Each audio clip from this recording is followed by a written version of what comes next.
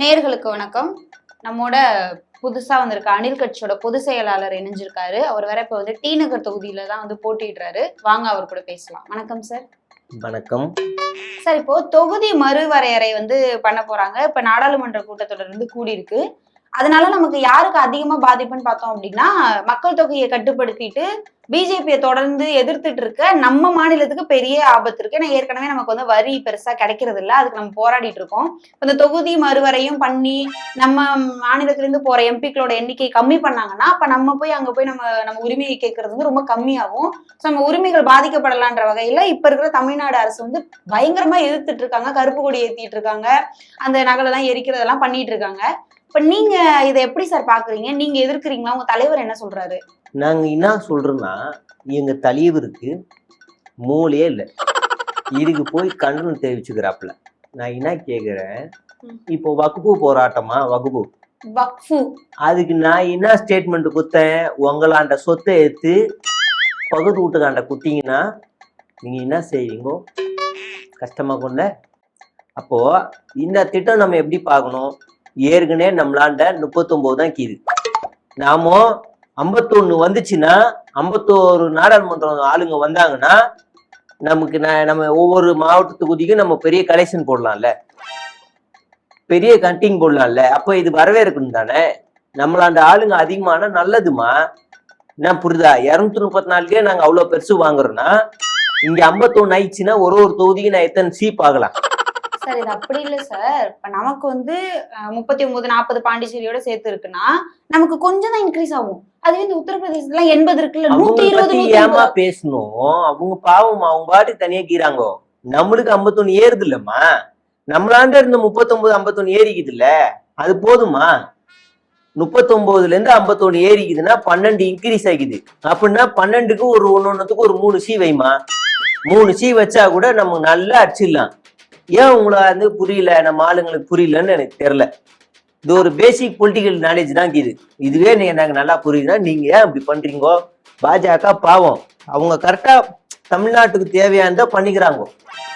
அது மாதிரி நீங்க புரிஞ்சுக்கோங்க, அவள்தான். அப்ப இதே மாதிரி அடுத்து பிஜேபி எது கொண்டு வந்தாலுமே ஆதரவு கொடுத்துருவீங்க? அது எங்க தலைவர் யோசிச்சு அறிவாந்து முடிவெடுப்பாப்ல. சரி, இப்போ நீங்க டி நகர் தொகுதியில நிக்கிறீங்க. நீங்க பேசிக்கா பாண்டிச்சேரி. ஆனா இப்ப டி நகர்ல நிக்கிறீங்கல்ல, எந்த நம்பிக்கையில நீங்க இங்க நிக்கிறீங்க? உங்களுக்கு ஓட்டு வந்துரும்னு நினைக்கிறீங்களா? நானு டி நகர்ல நிக்கிறதுக்கு காரணம், அங்க கடைங்க நிறைய கீது. ஒரு கடைக்கு நாம ஒரு 500 ரூபாய் மேனி கடை போட்டா கூட 5000 கடை, ஒரு மாசத்துக்கு 5500 போட்டா கூட லைஃப் செட்டில். புரியுதுங்களா? நாங்க வந்தா மாமூல ஒழிப்போம். எப்படி ஒழிப்போம்? கடைக்காரவங்க எங்களாண்ட வேதனையா பேசுறாங்க. ரொம்ப கஷ்டமா இருக்குது. இனிமே நீங்க மாமூல உங்களுக்கு 1000 ரூபாய் கொடுக்க வேணாம், அத பாதி 500 ரூபாய் என்னாண்ட குத்தா போதும், நாங்க பாத்துக்கிறோம். அவள்தான் மாமூல ஒழிச்சிட்டோம். அவங்களும் பெரிய கஷ்டம் இல்லைல்ல. 1000 ரூபாய் குத்துருந்தவங்களுக்கு 500 ரூபாய் கொடுக்குறாங்க. எங்களுக்கும் பெரிய கஷ்டம் இல்லை, நாங்களும் நல்லா இருக்கும், மக்களும் நல்லா இருக்கிறாங்க. அவள்தான் நம்மளோட பிளானே. அப்ப இதே மாதிரிதான் ஊழலையும் ஒழிப்பீங்களா சார்? ஆமாமா. ஒரு கான்ட்ராக்டுக்கு சைன் பண்ணோம், 10 லட்சம் வேணா 5 லட்சம் கொடுங்க. 5 கொஞ்சம் கொஞ்சமா குறைச்சிருவோமா. இதாமா படிப்படியா குறைக்கிறது. 5 லட்சம் கொடுங்க, அவள்தான். சரி, நல்லா ஒழிக்கிறீங்க. இப்ப நீங்க புது கட்சி, மக்கள் எல்லாம் என்ன கேக்குறாங்கன்னா, புதுசா வந்தவங்க உங்களுக்கு என்ன தெரியும், என்ன எக்ஸ்பீரியன்ஸ் இருக்கு அப்படின்னு கேக்குறாங்களே, நீங்க அவங்களுக்கு என்ன சொல்ல விரும்புறீங்க? எங்களாண்ட எக்ஸ்பீரியன்ஸ் என்னான்னு கேக்குறீங்க. நாங்க புது கட்சி இல்ல, நாங்க உருவாகியே பல வருஷம் ஆகி போச்சு. 33 வருஷமா நாங்க யோசிச்சுருக்கிறோம். தலைவரோட முதல் ரசிகரா நான் இருக்கும் போதே என்னாட்ட கட்சி பேரை சொல்லிட்டாப்ல.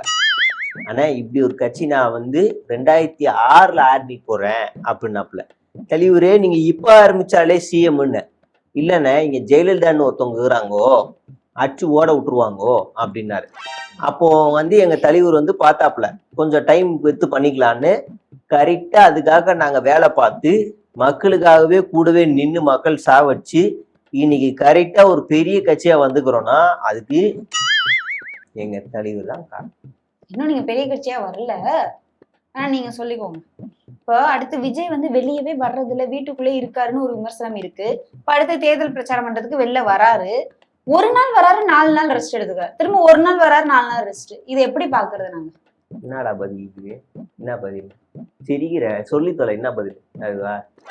சரி, அதாவது எனக்கு என்னென்னமோ கேள்வி கேட்டுன்னு என்ன நீங்க மாட்டி விண்ணுக்குறீங்க, சரிங்களா? நாங்க வந்து அப்படியான ஆள் இல்ல. எங்க தலைவர் தீயா வேலை செய்யறாப்புல. இந்தியாவிலேயே எங்க தலைவர் ஒரு ஆள் தான் காலைல 10 மணிக்கு வீட்டுக்குள்ள ஏஞ்சி 11 மணிக்கு பல்லு வலிக்கு குளிச்சு சாப்பிட்டு ஓட்ஸ் எல்லாம் சாப்பிட்டு கெலாக்ஸு, அதுக்கப்புறமா அங்கேருந்து பிளைட்டு பிடிச்சி 3 மணிக்கு பிரச்சாரம் பண்ணிட்டு திரும்ப ராத்திரி மறுபடியும் 7 மணிக்கு பிளைட்டை பிடிச்சி வீட்டுக்கு போய் விளக்கேத்துறாப்புல. அதான் எங்க தலைவர் கலாச்சாரத்தை பாதுகாக்கிறாப்புல. பிளைட் ஏறி பிளைட்டு போய் மறுபடியும் வீட்டுக்கு போயிடணும் எப்படியாவது. அப்படி ஒரு பிரச்சாரம் பண்ணிக்கிட்டு இருக்கிறோம், சூறாவளி மாதிரி. எங்க போனாலும் 6 மணிக்கு வீட்டுக்கு போனோம், அம்மா தேடுவாங்க. அவ்வளவுதாங்க, பக்காவா பண்ணி நிக்கிறோம். நீங்க என்னடான்னா பண்ணலன்னு சொல்றீங்க.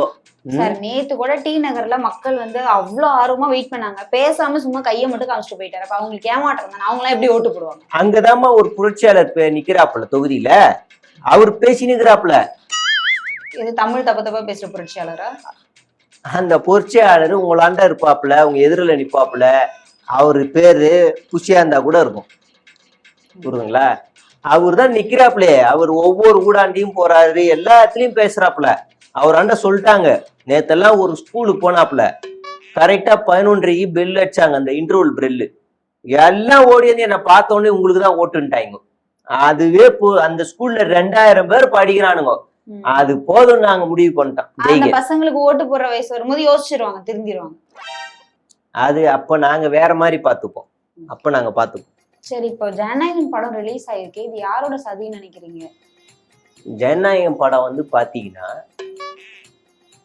எனக்கு என்ன வருத்தம்னா, அத தியேட்டர்ல பார்த்தோன்னே நான் அழுகணும், தலைவர் பக்கத்துல உட்காந்து அழுகணும், என்னை ஸ்கிரீன்ல பார்த்துட்டு அப்படின்னு நினைச்சுன்னு. எந்த படுவாவியோ நாசமா போன ததிரம் பிடிச்சவன் நெட்ல விட்டுட்டான். அவரா ரிலீஸ் பண்ணாப்ல? எடிட்டர் ரெஃபரன்ஸ் இருக்கு, எவன் ரிலீஸ் பண்ணான்னு தெரியல. நான் நல்லா என்னோட சீனு வரப்போ மட்டும் நல்லா கை தட்டுங்கடா அப்படின்னு நல்லா செட் பண்ணிலாம் வச்சிருந்தேன். நான் படுபாவிங்க ட்ரெய்லர்ல என்ன மாதிரி கிளீன் சேவ் பண்ணிருக்கிறவர் பார்த்துட்டு இவர் தான் புஷியாண்டுன்னு கத்த ஆரம்பிச்சிட்டானுங்க. ஆனா அவர் புஷியாந்தே கிடையாது, நான் இல்ல, அது வேற. எல்லாம் நாசமா போச்சு. சரி சார், கொடி பாட்டெல்லாம் ரிலீஸ் பண்ணாங்கல்ல, அப்ப நீங்களும் அவர் விஜயும் வந்து கண் கலங்குனீங்க. அந்த காட்சி எங்களுக்கு இப்பவுமே ஞாபகம் இருக்கு. எதனால அவ்வளவு எமோஷனல் ஆனீங்க? அதாவதுங்க, அந்த வீடியோ எப்படி வரணும் அப்படின்னு அவர் எடிட்டர் ஆண்ட உக்காந்துக்கின்னு சொன்னாப்புல. இந்த வந்து ஒரு யானை இப்படி வரணும், இன்னொரு ஆணை அப்படி வரணும், அப்படி ஆணை வந்து இப்படி பிளிரணும் அப்படின்னு சொல்லணும், அப்போ உள்ளேருந்து ஒரு பூ பூக்கணும், அது தாமரை மாதிரியே இருக்கணும் ஆனா வாகைப்பூவா இருக்கணும், அப்படி வரணும், இப்படி வந்து இப்படி செய்யணும் அப்படின்னு அவர் வந்து கொடுத்துட்டாப்புல. கரெக்டா அந்த வீடியோவும் நம்ம எடிட்டர் அதே மாதிரியே பண்ணி கொடுத்தாப்புல. இப்ப நான் தான் பாக்குறேன், மனுஷன் நேத்து அவ்வளோ அழகா சொல்றாப்புல, அவர் சொன்ன மாதிரியே வந்துக்குதேன்னு அப்படியே அழுதுக்குனே அவரை பார்க்க, அவரு கண்ணுகள்னு என்ன பாக்குறேன். என்னால தாங்க முடியல, அந்த வீடியோ அவ்வளவு அழகா வந்துருந்துச்சு. அப்ப வீடியோ நல்லா வந்ததுன்னா அழுதீங்களா? வேற எந்த சென்டிமெண்ட்டும் இல்லையா? இல்ல இல்ல, ஏன்னா அது அவ்வளவு 1000 கரெக்ஷனு. ஃபர்ஸ்ட் யானைக்கு பதிலா பண்ணி வச்சிட்டானுவோம். ஏன் பண்ணி மாதிரி இருக்குதுடா, வேற ஏதாவது மாத்துங்கடானோ. அப்புறமா யானையை கொண்டு வந்தானுங்க, அதுவும் ஆப்பிரிக்கன் யானை. அதை வச்சு இப்ப இதுக்கப்புறம் கடைசி நேரத்துல மாத்த முடியாது, ஆப்பிரிக்கன் யானைய கண்டுபிடிக்க மாட்டானுங்கடான்னு வச்சு மாத்திட்டோம். அப்புறமா அதை கண்டாந்து அந்த வீடியோ பார்த்தோன்னே எனக்கு ஒரே மண் சூட்டா அழுதுட்டேன் நான் தலைவராண்ட. சரி, இப்போ விஜய் மாதிரி ஒரு நடிகருக்கு வந்து ரசிகர் மன்ற தலைவரா இருக்கிறவங்க யாரா இருப்பாங்கன்னா ஃபேமிலியில ஒருத்தவங்களா இருப்பாங்க, இல்லைன்னா ரொம்ப நெருங்கின ஃப்ரெண்டா இருப்பாங்க. ஆனா உங்களுக்கு அந்த பதவி கிடைச்சிருக்க ரசிகர் மன்ற தலைவர்னு நீங்க இவ்வளவு நாள் வந்து விஜய் கூடவே இருந்தீங்க, இப்ப பொதுச் செயலாளரா இருக்கீங்க. விஜய்க்கு எப்படி உங்க மேல இவ்வளவு நம்பிக்கை வந்தது? அவங்க அப்பாவை காலை வாரி விட்டல்லம்மா. அவங்க அப்பாவை நட்டர்ல நிப்பாட்டி நீ இப்ப தனி வீட்டுக்கு அமுச்சு விட்டு அவர் தலையில கடனை ஏற்றி இருக்கிறன்னா நான் எவ்வளவு கஷ்டப்பட்டிருப்பேன். அவங்க பொண்டாட்டியை அச்சு வெளியே வட்டி விட்டு அவங்க மேல கடன் ஏற்றி விட்டுருக்கேன்னா அப்ப நான் எவ்வளவு க்ளோஸ் ஆயிருப்பேன். அப்படியே குடும்பத்துல இருந்து வெளியே வந்தா சேர்த்துக்க மாட்டீங்களா, நான் குடும்பமாவே ஆகுறேன்னு குடும்பத்தை பிரிச்சு உள்ள நுழைஞ்சி நான் நிக்கிறேன்னா காரணம் என்னோட உழைப்புமா. ஓகே சார், கடைசியா உங்க தொகுதி மக்களுக்கு 2 வார்த்தை சொல்லி முடிச்சிருங்க. என்னோட தொகுதி ஆண்டாம் வந்து பாத்தீங்கன்னாக்கா, நான் வந்தேன் அப்படின்னா உங்களுக்கு ஸ்ரீநகர்ல ஒரு ஏர்போர்ட் கட்டி தருவேன். அங்க ஏராளமான ஆளுங்க இருக்கிறாங்க. ஸ்ரீநகர் ரயில்வே ஸ்டேஷன்ல ட்ரெயினே ஏற முடியல. ஏறி போய் அந்த என்ன ஊர் மாதிரி ஏர்போர்ட் பக்கத்துல ஒண்ணு இருக்குது. மீனம்பம் இல்லம்மா, இன்னொரு திரிசூலம்.